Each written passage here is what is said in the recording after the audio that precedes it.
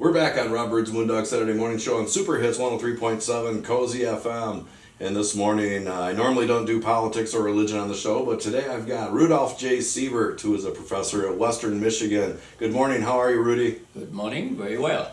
Well, as a quick introduction on who you are the world's foremost expert in the critical theory of religion. You've published author with dozens of books. Professor of Critical Theory of Religion and Society, Western Michigan, correct? Yes. Soldier in the German Air Force and Army.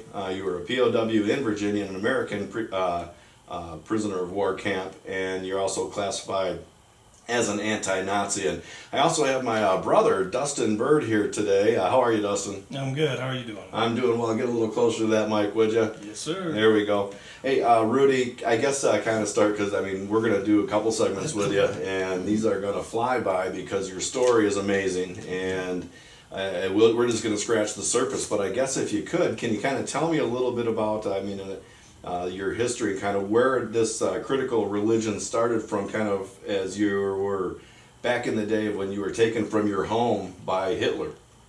Yes, so I grew up in Germany, in Frankfurt, and I was in an elite high school there, and we were drafted in 1943 to the Air Force. So I was then in the German Air Force to defend the German cities against saturation bombing. And I did that for 2 years, and then I was drafted into the Army.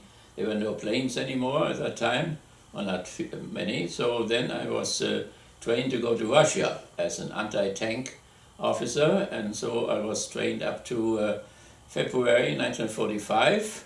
But then General Patton crossed the Rhine River, and so I was sent against him. And so I fought a few weeks battles against General Patton. Mm-hmm. And then after 4 weeks or so, there were no soldiers anymore. My whole group, which I commanded, 250, all died in Alzenau, where I visited them for years and years in the cemeteries.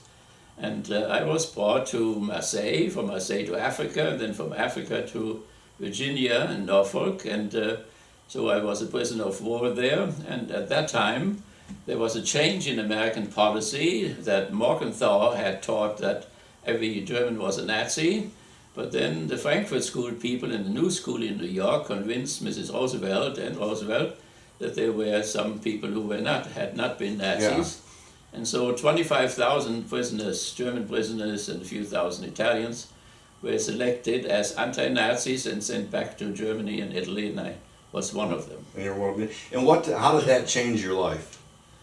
Well, I was a student first. I was a member of the Catholic Youth Movement, and in Germany we were very active against fascism. We protected some Jewish people, and we spread the letters of Graf von Galen, the Bishop of Münster, who protested against the concentration camps, and they were forbidden, and we spread them, and so we had Gestapo visits. So it was a very exciting type of a life, and then, of course, when I was drafted, I did not want to go, but an officer came and said I had no choice, so I had to go and was trained then. So it was a strange thing. On one side, I was against the German war goals, that means to colonize Russia and so on. But then I saw, on the day when I was drafted, Frankfurt was bombed, and I saw the horror of the bombing, and I thought to defend the civilians against that would be a good thing. Yeah. So it was a very contradictory position. Right. On one side, no conformity to the war goals, but immediately in the Rhine-Main area to protect the cities there, I thought was a good thing. And I was the campaign manager of McGovern, and he won for presidency. He had bombed Frankfurt, and so we had discussions about that. And I said, George, if I had been there, you would not be here anymore. But we were good friends up to the end. So, how old were you when you were taken from your home? You were 15. That's just amazing to be taken from your home and forced to do things that you didn't want to do. It's almost unfathomable in the days that we live in now that something like that could happen. Well, let's fast forward several years. Now you're here at Western Michigan as a professor. You're teaching the critical theory of religion, which if you can kind of tell me, I know it probably won't be very easy, but kind of in a nutshell, what is the critical theory of religion? Yeah. So I was 54 years I taught at Western, but at the same time also in Canada and in East Germany and West Germany and so on. So, but I always came back again. And so from 1946 on, we developed that what we call the critical theory of religion. And it came about through the Frankfurt School, because I mentioned the Frankfurt School, Jewish scholars who developed the critical theory of society. And so out of this we developed a critical theory of religion. And so that started in 1946. When I came home to Germany, I was sent back. I had to go into politics, so I helped to found the Christian Democratic Party, which is still in power, it's Merkel now. But we wanted to have Christians and workers together, and then Adenauer came and made it into another party of Protestant and Catholic bourgeoisie, middle class people, and the workers all went to the Social Democratic Party and to the Communist Party, which was then forbidden. And they were in contact with Adorno and Horkheimer, the main people of the Frankfurt School, who came back from exile here from the United States and founded again the Institute for Social Research. Yeah. So that's what I worked with, and out of this then developed the critical theory of religion. And yeah, it's just amazing to me when we talk to you, because I've been around this a bit, and I've heard about this, and we did a video years ago, doing you explaining what these things are. And for me, it's just like, whew, this is heady stuff for me. I don't deal with all this stuff that often, so this is why it's just so cool. Dustin, I mean, kind of what is your take on this? And, we got about a minute here, but why is this such an important thing, that the critical theory of religion? Well, I started to study the critical theory of religion when I started at Western as an undergrad, and within the first year I took a class with Rudy. And it became very clear that this wasn't just a theory that described the world.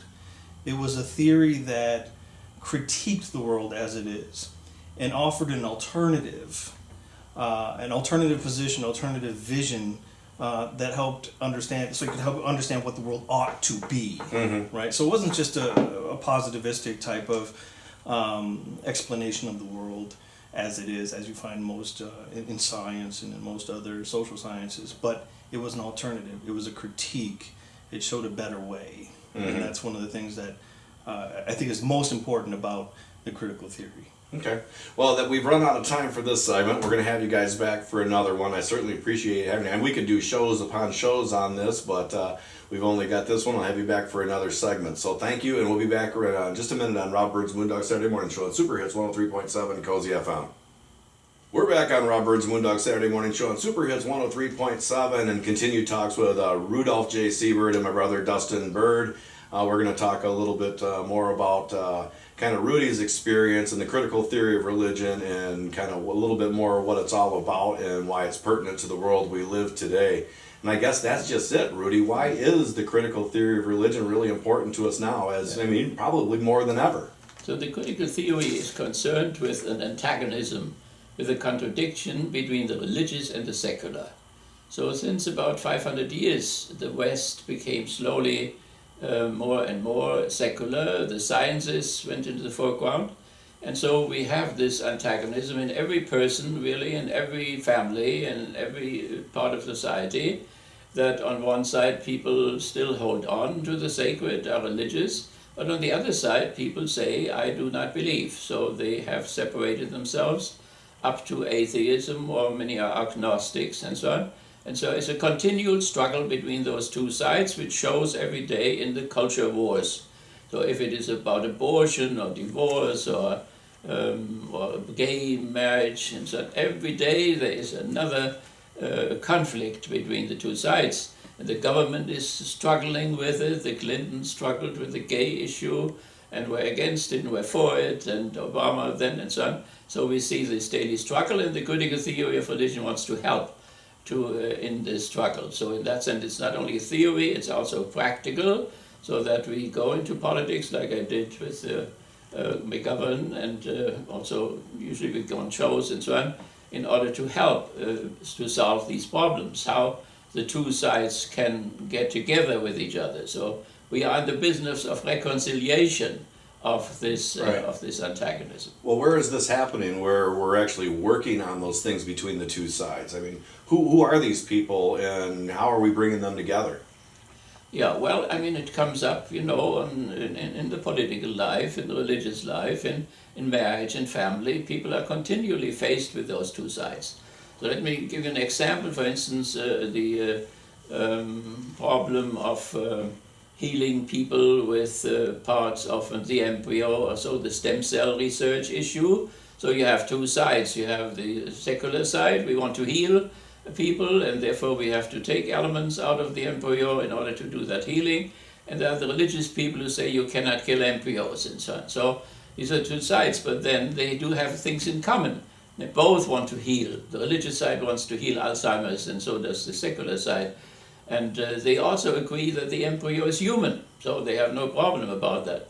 But then there is the issue that the embryo is supposed to be a person from conception on, and that is where they have to say, then we must agree not to agree, but both sides are not static, both sides are moving. So the scientists could suddenly bring back the idea of purposiveness again, which they threw out, and then the embryo from the very beginning has this entelechia to become a real person, and then there could be coming together, or religious people could change their position as well. So therefore one has to keep the discourse open.